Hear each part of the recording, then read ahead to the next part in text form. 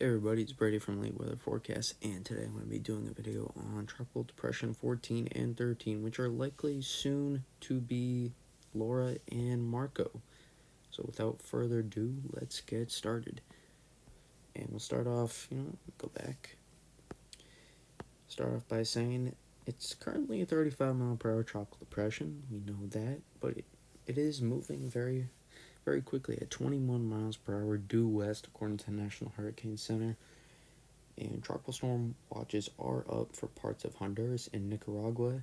If you know anybody there, you should alert them and tell them that they should expect tropical storm conditions tonight and into tomorrow morning, as they are likely to see some gusty winds and potentially some heavy rainfall from which, depending on what forms first, could be Marco or could be Laura. So we'll see about that. We'll slide through some of the storm graphics here. First, actually, we'll take a look at the satellite image. And it's very disorganized. Well, I don't want to say very, but somewhat disorganized, as there's a lot of convective banding features on this satellite image right now, meaning there's a lot of strong thunderstorms coming. So it looks a lot more like a tropical wave rather than a depression, but you can tell there's a lot of convective activity happening right now. Storms bubbling, cloud tops 80-85 degrees Celsius. Very, very strong convective features being shown right now and sliding into Honduras and parts of Nicaragua right now, too. Likely some potentially gusty conditions happening there right now as we speak. So we're expecting this to move west-northwest, and that's what it looks like right now. We'll take a look at the visible satellite. Here we go. Update the plot, and here we go. It looks fairly good from the visible satellite, and that's one thing that probably led to them to upgrade it to a depression as well. You can also notice all the CGI lightning being picked up as well. Incredible, lots of lightning from this feature on all sides of the storm. It's not lopsided, which is showing it's got good symmetry right now, which is always what you want to see from a tropical cyclone, or soon to be one, I guess. And there's a lot of signs that this is developing and strengthening right now, and it's going to move over some very warm waters and some very strong energy in the Western Caribbean right now, as the deep ocean content is very significant right now, very strong. The deep ocean heat content, I should say, is right now in the Western Caribbean, and as we can see, high probability of tropical storm force winds as being indicated by the National Hurricane Center. Slide down farther, you can see we time out some of the tropical storm force winds. You can time it out there and see a map, and we can even see the U.S. coastline in this map as well. So that's never good news when you're in the 5-day cone. That means you should start taking preparations if you live in Texas or Louisiana or Mississippi, even Alabama.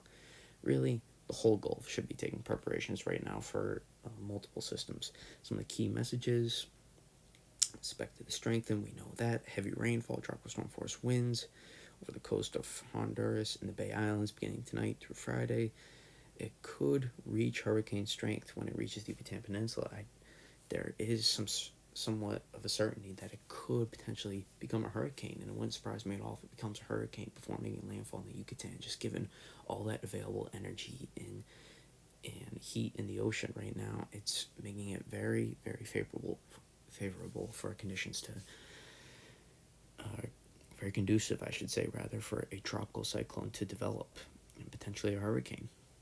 And it's expected to move over the south central Gulf of Mexico as a tropical storm, as it will likely weaken as it makes landfall in the Yucatan Peninsula.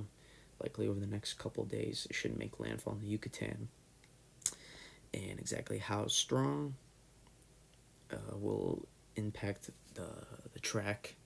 That's very important as well, and how slow it moves as well. If it will impact the track. If it moves faster, it's going to get a little bit more caught up in the trough, likely, and move a little bit more north and east.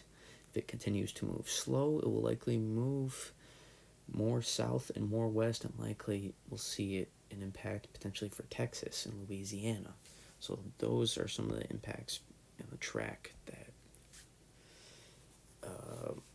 could have impacts on the intensity as well.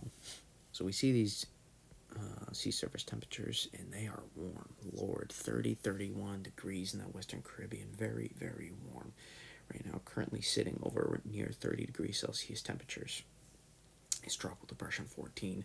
Very conducive for development, and up to 32 degrees in the Gulf of Mexico right now. Extremely, extremely warm for even the Gulf standards. So 1 or 2 degrees Celsius above average in some places in the Gulf right now. We can see intensity. One model having to get up to Cat 1. Again, these models were initialized around 8 a.m. So probably some things have changed since then that will lead the models to either intensify it more or keep it around the same. I'm thinking a Category 1 hurricane is very, very possible at landfall in the Yucatan Peninsula, and then as it moves up into the Gulf, I'm going to guess it makes, once it gets back into the Gulf, will probably be a 60-mile-per-hour tropical storm, if I had to guess, as it will cut down on some of the strengthening for sure as it goes over land. And if it's able to move quickly over land, too, that will help get it back into the Gulf quicker so it can get back into the ocean and not weaken as fast, too. So that will be interesting to see how that will work. And we see here with the wind shear tendency, not a lot of wind shear currently right now near Tropical Depression 14. I mean, we're looking at around 10 knots of wind shear right now, I believe, which is not a lot for it to deal with. 5 to 10 knots, just not. It should be developing more honestly right now. Likely some is difficult to explain, but it should be developing more, but it's not at the moment. But it's definitely getting stronger. It is most certainly getting stronger. We know that for sure. And here are 15Z new vorticity signatures, and these two are getting stronger. Definitely, there's now a low put over now 97L, which is now 14, and 98L getting stronger as well, which is now 13, which I'll cover that in a minute. We can see the PWAT right there in the Caribbean. Now that is a good image to look at. A lot of moisture, lots of moisture right there. Plenty of fuel for this storm for sure, as it will continue to strengthen and develop likely over the next 48 hours before it makes landfall in the Yucatan, and then once it gets back into the Gulf, who knows what could happen. We could be looking at a potential, again, another hurricane into the Gulf. So that's what we're looking at right now from Tropical Depression 14, and I'm very concerned. I'm not worried, but I'm very concerned of what could happen if people do not start taking the precautions they should be. So that's what we're looking at right now from Tropical Depression 14. If you live anywhere in the Gulf, start making preparations, please. As we're going to start talking about Tropical Depression 13 now, 35 miles per hour. Again, moving 21 miles per hour west-northwest, pretty similar to Tropical Depression 14. And currently approaching the Leeward Islands, the northern Leeward Islands, as it's going to come close to Barbuda, Anguilla. I can't remember the other island crap right now. But you can see it's going to move through the Bahamas and potentially come close to Puerto Rico in Hispaniola and affect the northern sides of that. I expect tropical storm watches to go up for Puerto Rico later tonight, and potentially see tropical storm watches go up for northern parts of the Dominican and Haiti, potentially go up tomorrow morning. By tomorrow morning, we should see tropical storm watches up for them. So that is something we'll be looking at to see what the National Hurricane Center does with their watches over the next 12 hours or so. And we'll slide here to some of the storm graphics as I try to speed this up a little bit. Actually, we'll take a look at the current satellite first, and we'll slide 13. If you do not have the weather, or you do not visit Weather Nerds, I highly recommend that you do. And also the Hurricane Tracker app.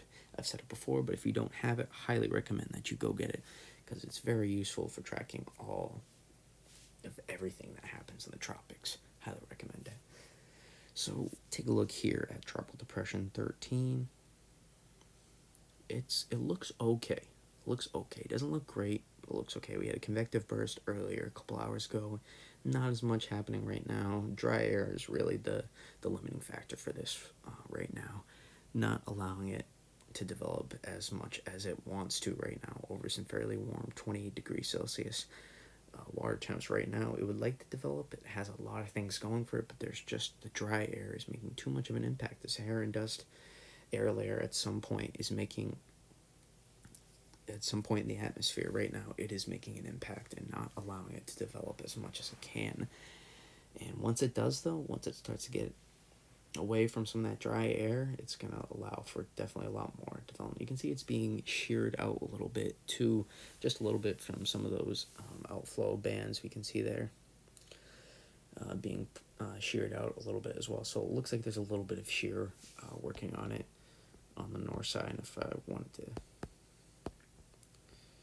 slide back, we can take a look at the shear first. I go a little bit out of order.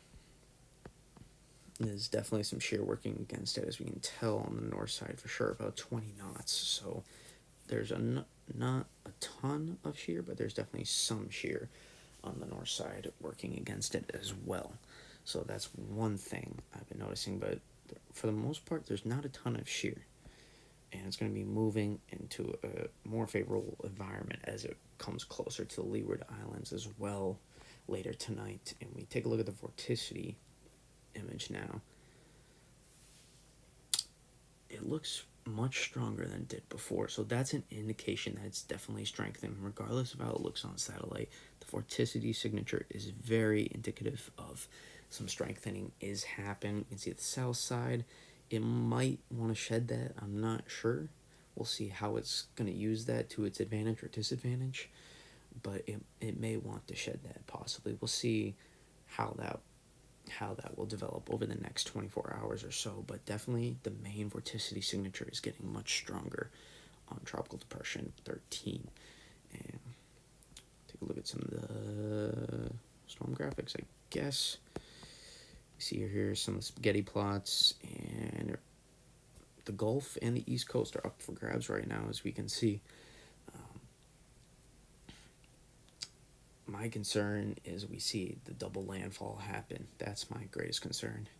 A landfall happening in Dade County, and then another one happening in the Panhandle potentially, or even potentially more west into Louisiana or Alabama or Mississippi. That's my greatest concern, is we see a double landfall into the Gulf.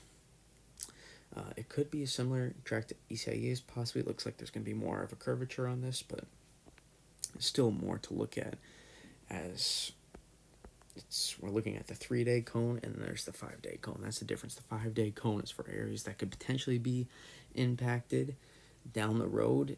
Start taking some preparations, but the 3-day cone, if you're in that, you need to start taking preparations immediately for impacts. That's the difference.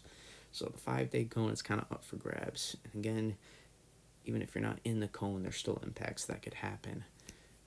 In case you didn't know that, you should know that by now. And here's some of the key messages. If you want to pause and read these more carefully, I'm going to try and make this go a little bit quicker. Some of the summary is saying that the long range track is uncertain still, and it's more uncertain than usual as the system could move over land potentially, and that could affect the track as well. So that's something we're going to be watching. But again, those sea surface temperatures in the Caribbean, more than warm, more than plenty of warmth right there for development at 30 degrees Celsius and even close to 31 degrees Celsius around Nassau, Bahamas. So you see in the 29 degrees Celsius by the Leeward Islands, and around 28 degrees Celsius are some of the water temps it's sitting in right now. So the water temps are more than warm enough for development. And we'll take a look again. We saw those models and the intensity. Yeah, that's the most concerning. That if we wanted to count this out, how many of the models? We go 1, 2, 3, 4, 5, 6, 7, 8. About 8 models haven't getting past hurricane strength. So that's a very good indication that we're going to see a hurricane. Those 2 outlier models are some of the global models, and they're not doing a great job with this. And we want to see how many models bring this to category 2 or more strength, or near category 2 strength or higher. 1, 2, 3, 4. 4 models in actually almost all of them are very close to 80 knots. So at the 95 mile per hour hurricane off the top of my head. So a strengthening hurricane appears is what's going to be happening as it moves closer to the U.S. coast and closer to the Bahamas. We're going to be having a strengthening hurricane potentially. Take a look at the microwave imagery. Not great, but definitely some signs that's trying to get its act together, and it's less disorganized like you could see from a little while ago, but still 35 miles per hour and not quite that organized yet. Again, we talked about the wind shear, and we looked at the vorticity image, and that's basically it. There's not much more I can cover, really. For now, as I'll go back and I'll just play the satellite loop for you for this system, as it's an okay satellite loop, I guess. Not great, but it'll do, I guess, for a tropical depression. And that just about does it here. Again, if you live on the East Coast or in the Gulf of Mexico, you need to start taking preparations now. Literally almost everywhere in the Gulf of Mexico, even literally Mexico needs to start taking preparations. The Yucatan Peninsula for a potential hurricane and at least a very strong tropical storm to make its way into the Gulf. So in the Western Caribbean, it's going to have conducive conditions for development. So that's what's most concerning right now, I guess. So we need to start watching these very closely. I recommend going to the National Hurricane Center website 2 or 3 times a day and just following to see what happens. All right, but that's going to do it for me. Stay safe, everybody, and peace out.